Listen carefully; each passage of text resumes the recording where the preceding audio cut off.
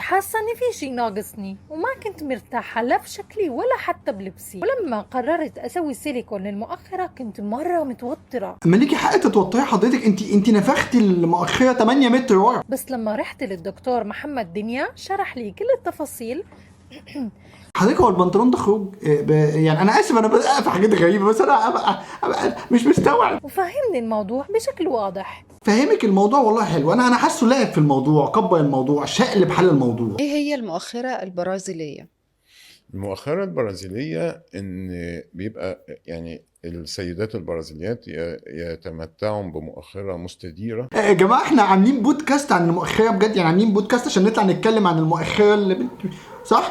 فإحنا ابتدينا بنات كتير إن هي بتطلبها. بتطلبها، يعني الواحد كان اقصى طموحه يطلب اوردر من العشيق، ان دلوقتي بقينا بنطلب اونلاين على طول. وخصوصا البنات اللي بيكون مؤخرة عندهم سقطة شوية، في إن إحنا بنبتدي نعمل شفط للدهون من منطقة البطن، من منطقة الظهر، من الأفخاذ، الكلام ده كله. كل ده عشان نرفع المؤخره. حضرتك انت ممكن تقعد اي حد ويفضل ماسك المؤخره كده، ترفعها بايده عادي، ونوفر العمليه والقطع والنحت والفحت وكل الكلام ده.